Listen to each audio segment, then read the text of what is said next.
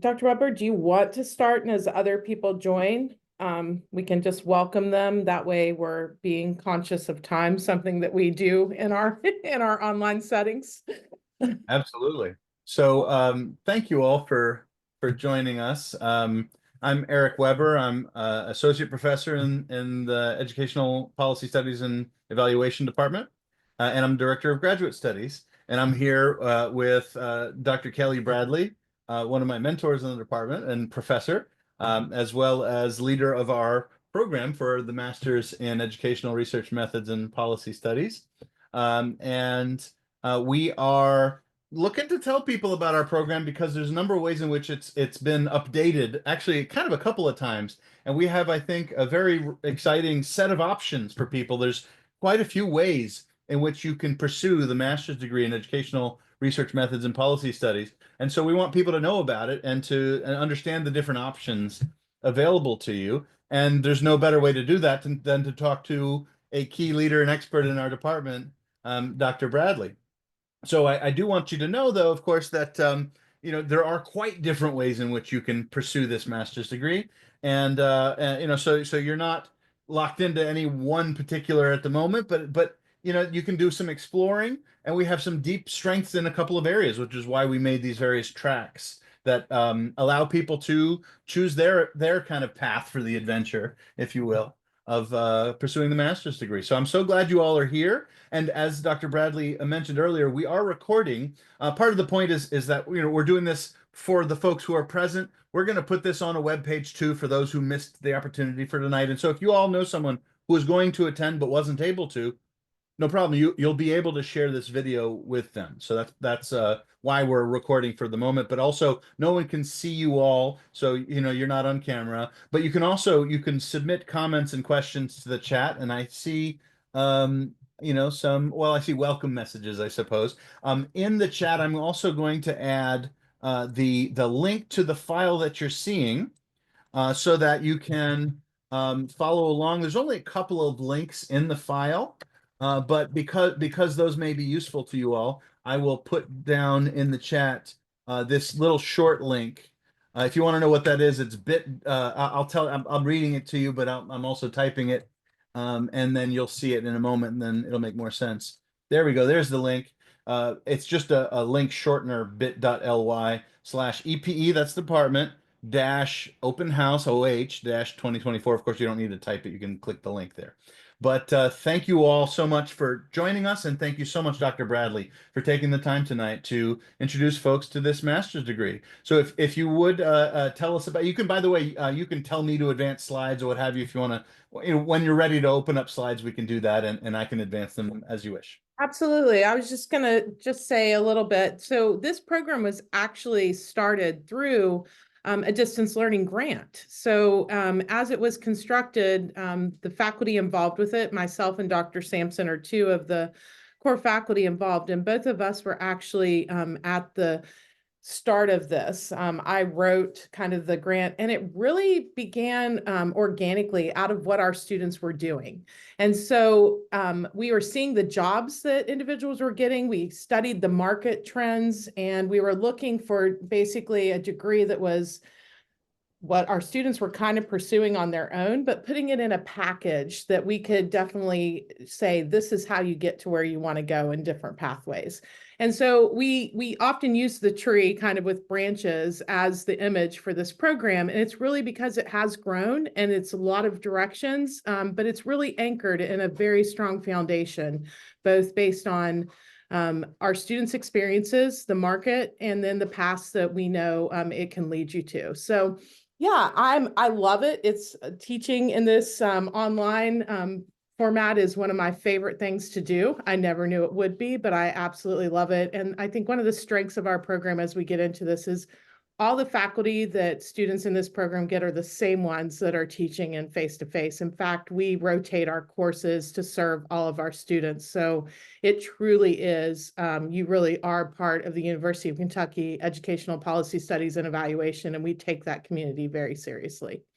So yeah, Eric, you wanna share slides, or what else do you want to say? Sure. I just want to build on what you said, though, which is that, I was somebody who had always primarily, well, who had always focused on in-person teaching. I'm very much a people person. I'm a little bubbly maybe, but you know, when I was encouraged to teach online, you know, I took it very seriously. And what I see was when you really put in the effort to teach well online, it can go beautifully. And you know, and you can do it in a couple of different ways. One of them being asynchronously, which means you don't meet, but you do things on discussion boards, you do things by certain dates and so forth. But you do interact and you can meet still, of course, whether it's over Zoom or in person if you're nearby, right? You can still meet with people, but you can really have some pretty deep and rich interaction with folks.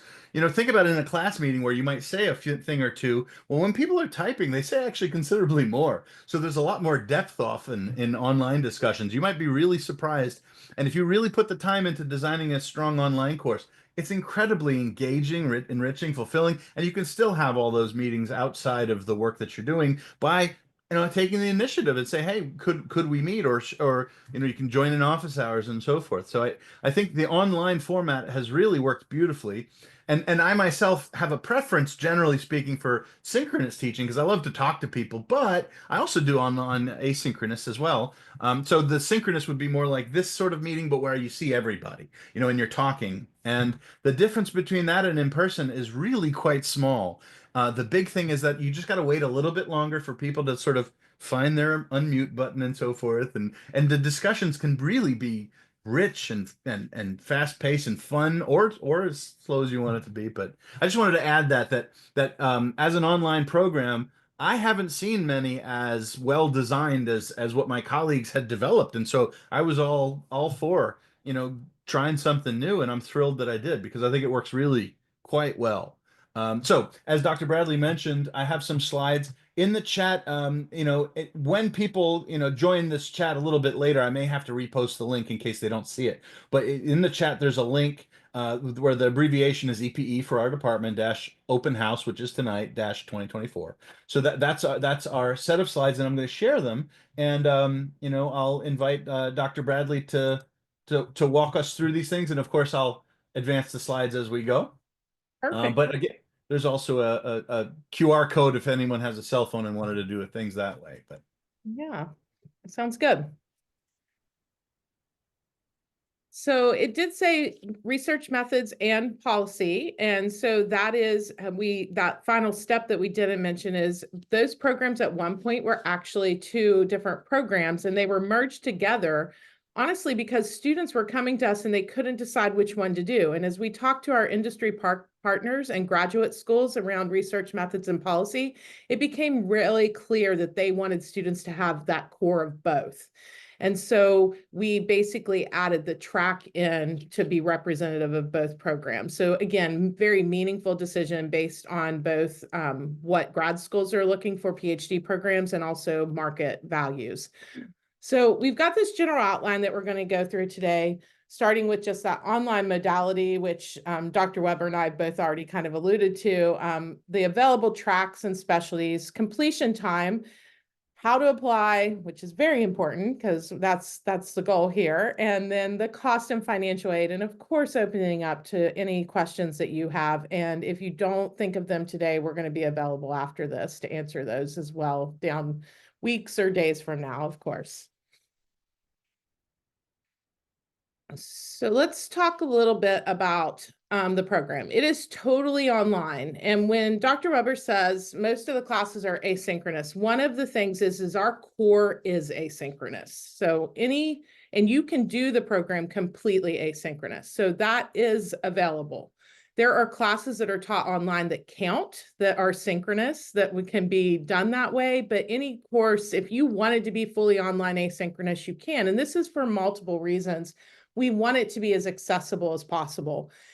You will be in class with students that are working on their master's program, but you'll be in class also with students that are from all different programs across campus that may be doing doctoral work or master's level work. You will also be with international students that are both here in the States and abroad.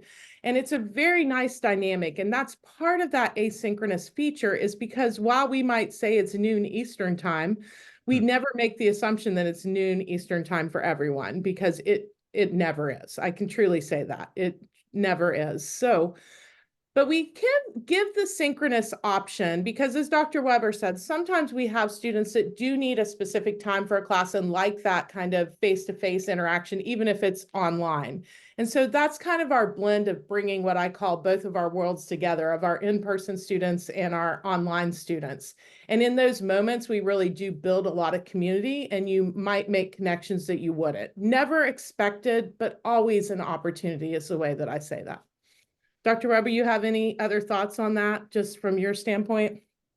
Oh, yeah, no, I think this is the biggest thing for me about online teaching in general is that you really blow the doors open for people to have opportunities that they wouldn't be able to otherwise. And I genuinely think that that is just like, I get goosebumps when I think about the opportunities we're able to offer people that they wouldn't be able to participate in otherwise, such as, the soccer mom who's got to kind of go over to take, pick kids up or whatever, and she's looking to finish her doctorate. She, maybe is working or maybe took some years off or whatever, and now she's back in school, and that person can take our courses, partly because of the incredible flexibility of asynchronous, coursework. At the same time, as you're saying, the discussions you can have online are, far richer and smoother than I had ever anticipated, and how well they can go. And so, if people want to be totally asynchronously online, honestly, sometimes they have to be just because of work and life. But if that's what you prefer and want, obviously that's an option. But you also have other options, and I do think that either of these can be far more interactive and engaging than the kinds of things you might hear from early days of online teaching. Things have come very far. People have gotten very smart about these things, and anyone who thinks that, oh, it's an online class there, so it's easier, well, good luck, because actually we are challenging, and not any more than an in-person class necessarily, but these are full blown. Yeah, you're gonna grow a lot in courses, whether they're in person or whether they're synchronous or asynchronous. I really see the growth and progress that people experience as a result of our coursework, and I think that's because my colleagues are really conscientious about putting in that hard, and it is a lot of hard work in the design of online courses. But if you put in that hard work, it's really truly wonderful how well they can go. And so I have been blown away by what my colleagues had achieved already, and then they were encouraging me in that direction. And I can confirm it is really remarkable. And you can get to know people. And, there's new tools also, things like it may sound kind of corporate that I have a link in my email that says book a time to meet with me, but that's because that's the service the university provides to make it free for me to be able to have a platform like that. The point is, if you want to meet with your professor, you can click a button, see these various options for when they can meet. You click that option, boom, you're scheduled. And there are new tools that make this so much easier. So yes, you're an online student, but that doesn't mean you can't easily pop into office hours, have a conversation, ask questions about things, or email if you prefer to just email. So I think this online format is something that UK really took seriously when we dove into it, and Dr. Bradley and colleagues in designing the programs that began and resulted in this mixed program we have now, really put in that work up front. And so I think as you continue to hear about the program, you'll see that. But I want to echo and very much agree and support what Dr. Bradley has said about the engaging, active, and meaningful online courses that we offer. Yeah, and so as we kind of flip into this, that's one of the things that I just want to make that we make a priority. And we've worked with UK Online, which is that their team is fantastic. That the online environment is we never want that to be the challenge. So we always want the academic kind of rigor and discourse and all of the learning to come really from the material and the content and those conversations, the work that you do. But you'll see a similarity in most of the classes, all the core classes in the program, and how they're designed so that that is not the part of a difficult learning platform. And so you're going to be able to engage, like this says, through things like discussion boards, Zoom, but any activities that we have at the department level that can be hybrid, or that we can record and share. We are always inviting our online community into our on-campus community and vice versa. I think that is something that is very unique. Whenever we say, how will you engage in classes? All these ways and in ways that you choose. This is, graduate level work. So you may decide to set your own times with your classmates and jump on and have either a Teams chat or a Zoom chat and work through an assignment together. But also you're going to have those, what I call classroom extensions. And again, the unique thing about our program is we're not only inviting our online kind of into our on-campus world, but we invite our on-campus world into the online world. And so it's really a two-directional. And so we really take a lot of pride and put a lot of effort into building community across all of our programs. And I think that that's something that anyone would find really engaging and very supportive. And one way in which that engagement functions is in your interactions with your peers, as you know, this slide is pointing out. And the thing to emphasize there is that the students in our programs are the majority of them are full-time working folks, right? These are busy people, right? And so you think to yourself, well, I'm busy. Do I have time for this? Can I manage this? All of our students are asking themselves that question when they're thinking about joining, and then we try and make this program suitable and as supportive as we can for busy people, right? That's part of the asynchronous aspect. But my point though is that your peers are in a similar boat, most of them, right? So they kind of understand that. And so when you can't do X and Y and Z, well, it's often that they might tell you the same thing, and yet groups get together, they do some, sometimes a group project, or they write a paper together if that's what they want to do, right? Or they just meet and chat, and they do meet the researcher projects in certain kinds of classes and teams sometimes, and so there's engagement, right? There are exciting kind of opportunities to work together, but with people who are probably very much like yours, in situations very much like yours, most likely, depending on who you are. This is a program designed to try and be as accommodating as it can be for people in all these different circumstances, who then find kinship with others who are similarly sort of juggling a lot. So when you're looking, how do I do this in a given week? Well, you schedule for yourself. When are you going to have time in a given week? And it may be very selective, but then you set those times for yourself, right? So long as you get things done by a given deadline, that's part of what's so freeing.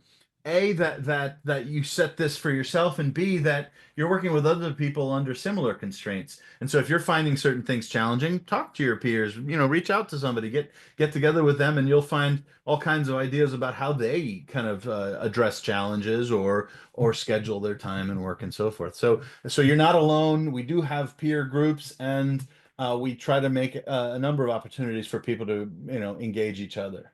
So. Yeah. And no two students are the same. Like we have, and just to say this too, in case any of you are wondering, because we get this question, we do have people do this program full time that finish it quicker and at a faster pace because of that. And courses are offered every semester for this program, including summer. So that's the other kind of flexible option with that. So we really have, you will find your group, you'll find your people, is what I always say. But it really is the idea that it is accessible and welcoming and inclusive to all, in that sense that, you can take one class a term. You will have students that are in multiple classes that are doing this full time. We have that range, but I would say most, as Dr. Weber said, we probably lean more of the part-time, just because a lot of times people are working, right, and balancing.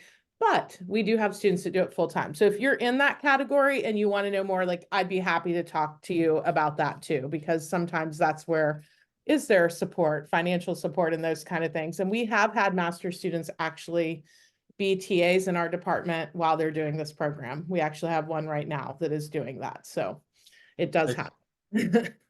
Excellent point. That's part of our flexibility, is you can go slow or you can go fast. It's up to you. And people do each of those, right? At their choice, or at what life throws at them sometimes, right?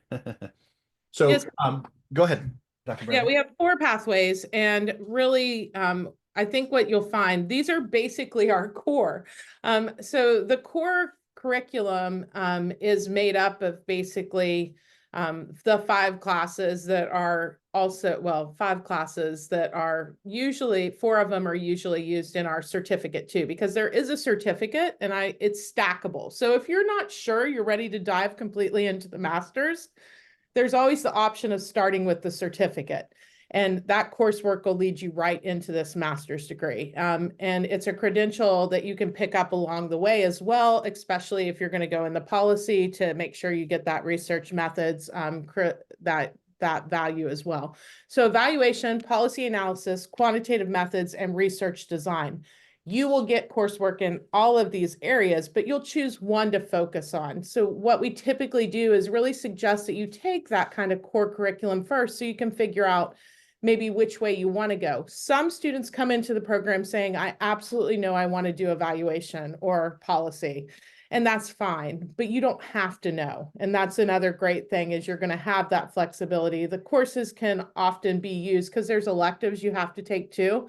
So sometimes we have a student that's like, I'm not sure if I want to do policy or quantitative methods, and they'll take one in each, and then they'll use the one that they decide not to go just as an elective. So you're never going to be wasting courses, which I think is another strength of this program. It really depends on what your long-term goals are. One of the things that we're very proud of in this program is our students that want to be employed, that have wanted to make changes in careers are. A lot of them that have finished the certificate or the master's have been given promotions. And I think now we have 3 students that have went from this master's program to fully funded doctoral programs. We like to keep them all. But we have kept some. It's not that we couldn't, but some of them, we have some that have chosen to go to other programs just for different experiences. So I think that there's a lot of options, and that's where it's your path. And you're going to hear that a lot in EPE, which is short for what we call our program, Educational Policy Studies and Evaluations. It really is a choose your own path. We make the paths that are going to lead you to where you want to be, but we don't tell you which one to walk down. We're going to support you along that journey.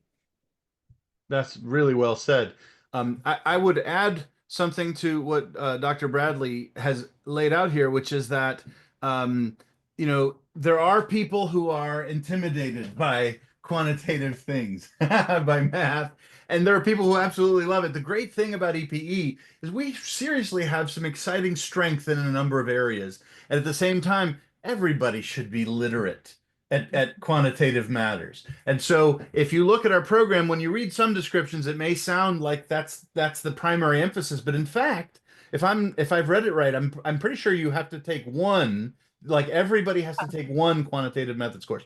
That is not daunting. Trust me. And students who worry tell me that they loved that course and that it went well for them, right? And so keep that in mind. It may sound like you have to do a lot of math, but actually we want to make sure you're literate. But if you say take a policy analysis direction, you might emphasize other things. But the department has such great strengths in quantitative research methods and analysis and research design. It in a sense, when you read this list, I want you to think to yourself, do you not seriously see pretty darn marketable things here? Because I think you do, right? And so, in my own doctoral work, I remember certain programming that wasn't going to be where I'm going to do my focus.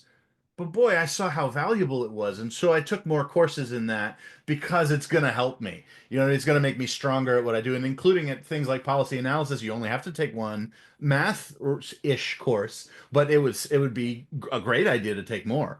You know what I mean? And so you have options, though. You can emphasize what you want to emphasize through these different tracks. And at the same time, boy, math is a powerful tool, man. So when you can get good at it and you've got great faculty with smart programming, I strongly recommend it. So I just want to emphasize that any of these directions, you can have significant emphasis for what you want to focus on. So that's kind of one of the strengths of our department is the having multiple strong areas in which you can concentrate.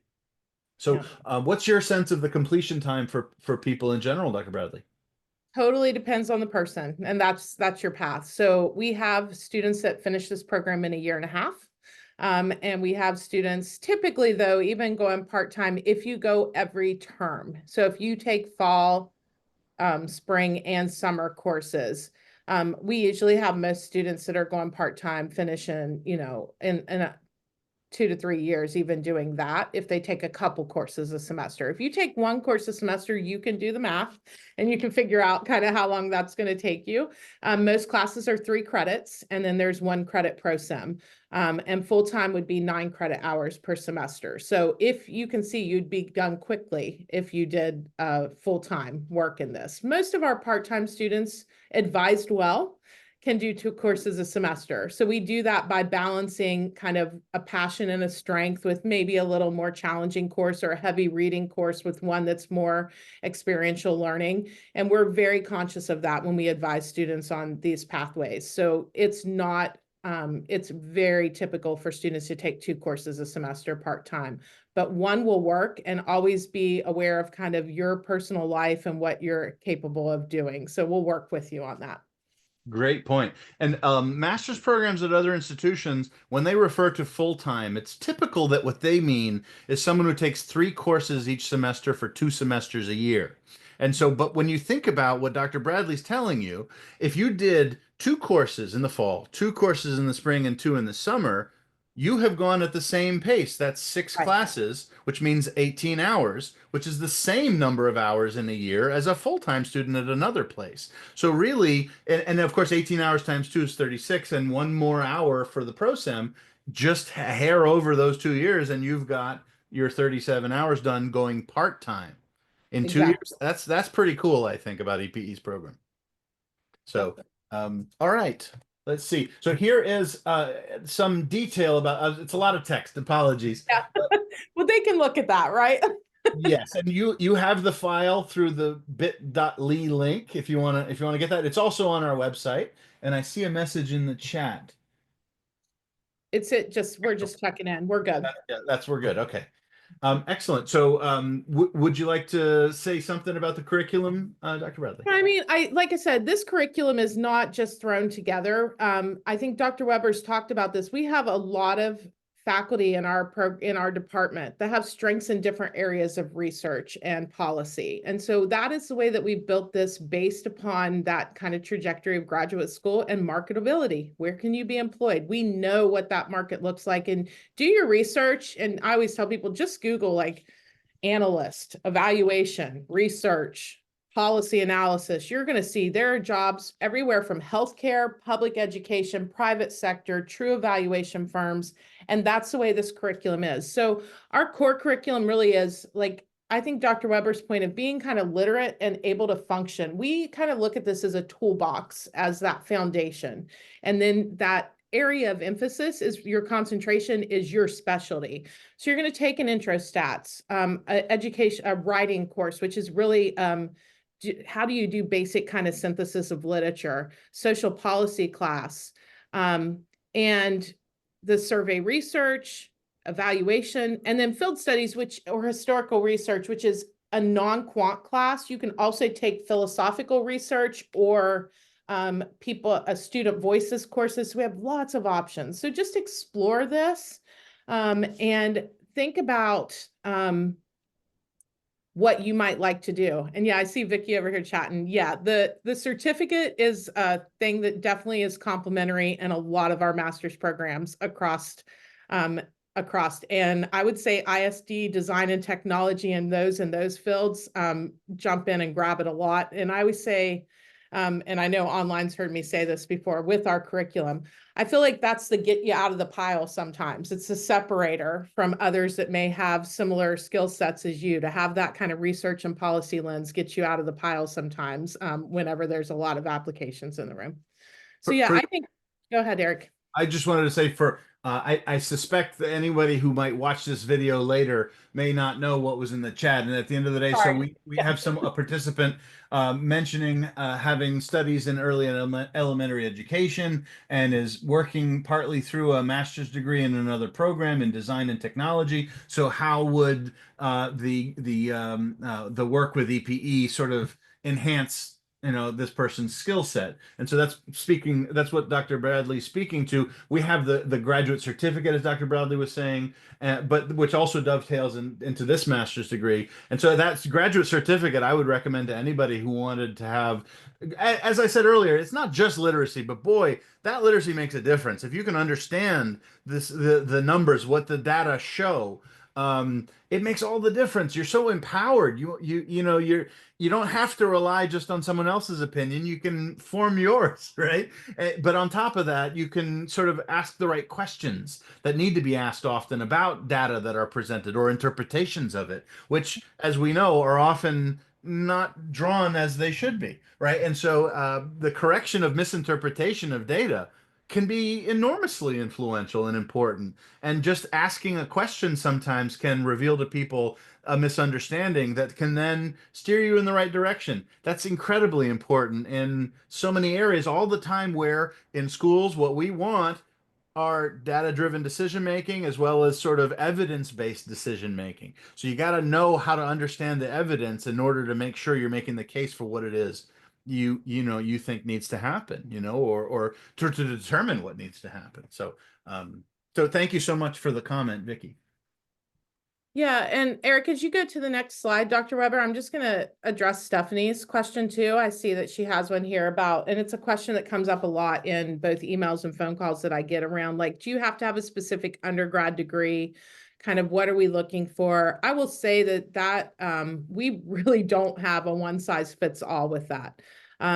Any basically bachelor's degrees that, satisfies the grad school requirement, you've met that undergrad GPA, those type of things, and you can tell us why this degree is going to help you reach your goals. That's really what we're looking for, is your thoughts about how will this degree get you to where you want to be.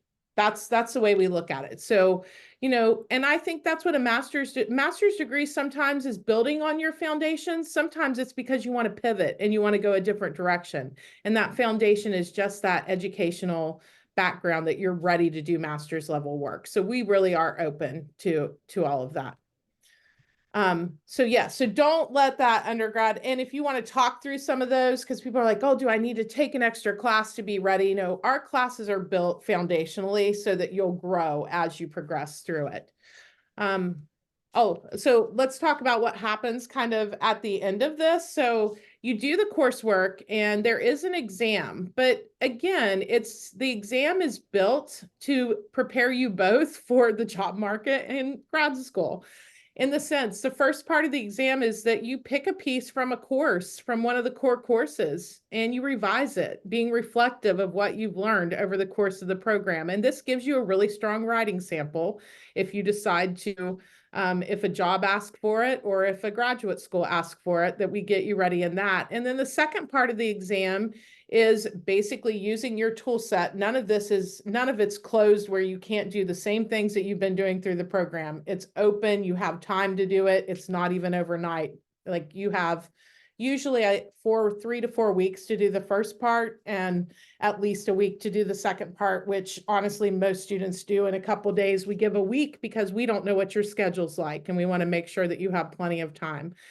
So it's nothing that is scary. It's actually reflective to us. One part of it is for you to kind of talk through the strengths and weaknesses of what you got out of the program. That's actually part of the exam. So it's both formative and summative, which you'll learn all about in our assessment and evaluation courses. So it's got a graded component and a learning component in it for all of us.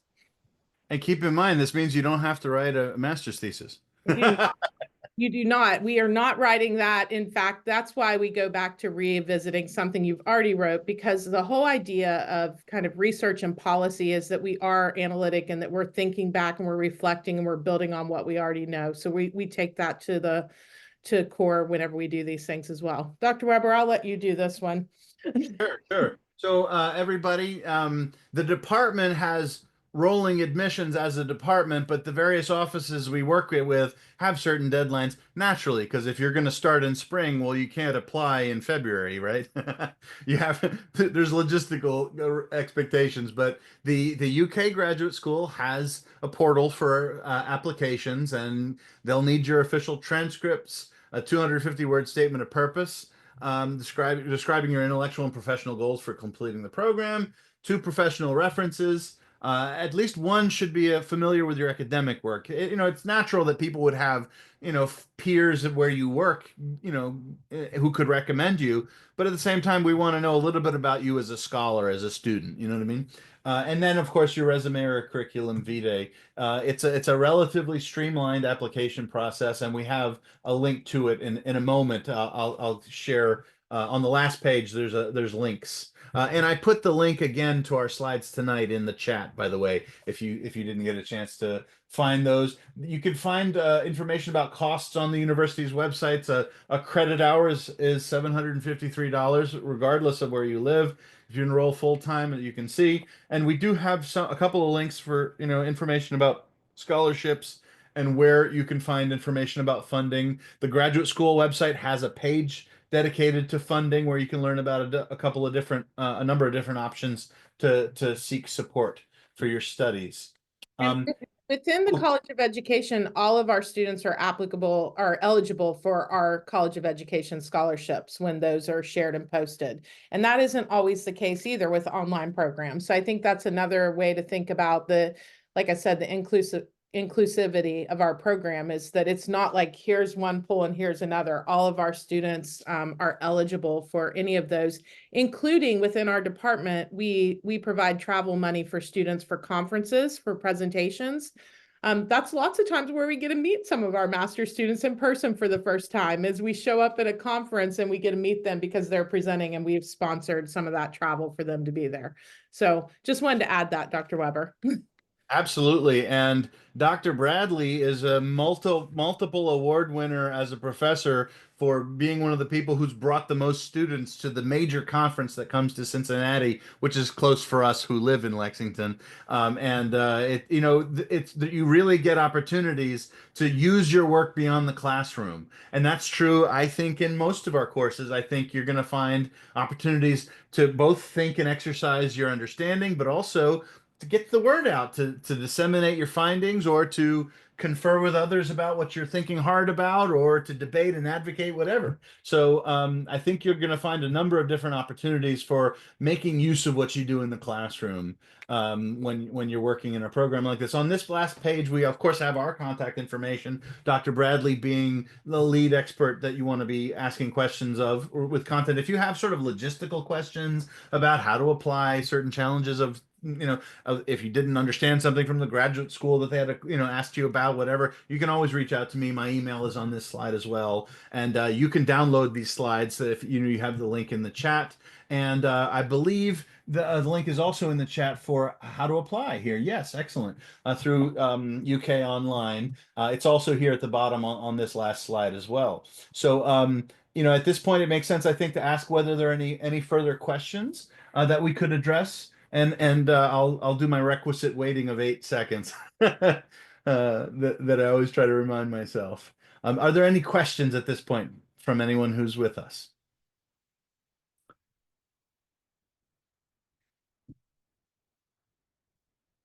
So Stephanie asks whether there are rolling admissions.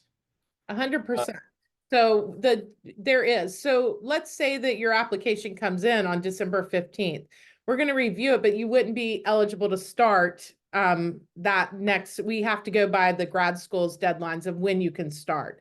So we do review them rolling. So if it comes in September, you're not waiting until December for a decision. We would review it once our committee reviewed it, it would come before the faculty. And so that's really what rolling means, is if you're not going to wait, you're not going to put your application in and then wait for 3 months to get a decision. You're going to get feedback, and then you're going to be able to select when you want to start beyond that. So the deadlines on the grad school are basically, yes, you can start next semester, you might have to wait. So that is the way it works, but we're rolling in the sense that you're not going to sit around and wait. And I think that's another great thing. You shouldn't have to. This is your future and this is something you're excited about. So we want to get in and review your application and give you a decision as soon as we can. Right. And for us, then you can start in the spring, you can start in the summer, you can start in the fall. She just Some other asked, can you start in the summer? Someone just said, can I start in the summer? Yes. perfect. Yes, which is part of the whole point Dr. Bradley's talking about regarding rolling admissions. Yep, that's it. Yeah, you read our minds. Any other questions we could address? While you're thinking about that, I'm just going to say thank you so much for joining us. I'm so glad you were willing and able to come spend a little time with us to talk about this. This is my first open house of this kind. Dr. Bradley's much more experienced than I am, but regarding these kinds of things. But so forgive me if I went on and on. But I'm so glad that you all were here for this, and we'd both be very happy to hear from any of you. If you have any questions, send them on. It'd be great to hear from you. Yeah, and if you would like to set up a one-on-one, both of us have those, but I do that quite frequently with both students that are interested in the certificate and the master's degree. I will say with that, someone was asking about especially your background and those kind of things. Those one-on-ones are also helpful to even talk through like your application process. So, if we have those conversations and you can share some interest with one of us, then we can also give you some guidance or some suggestions on maybe what you might want to emphasize to the department in your application, which can also be helpful. And I see a very nice note in the chat thanking us. Well, thank you. We really appreciate it. And we realize that you need to get back to your lives and take care of things. So thank you so much for joining us. I'm going to put the link to the file for these slides in the chat one more time in case someone needs it. And otherwise, please grab that, or you can email me and let me know that you need them again or something, or have any questions. Thank you so much, everyone. I see one more chat comment has come up. It's our colleague from. Gotcha, it's our colleague. Okay. Well, I think that sums it up. Yes. Have a wonderful evening, day, morning, wherever you are. And that's something we always have to practice in this online setting. And if you have any questions, please reach out. I'd love to talk to you. This is something I'm passionate about, and I've seen it. I always say it's a game changer because I've seen it change people's lives and inspire a lot of great work. So would love to talk to you more about it. Hear, hear. Thank you all.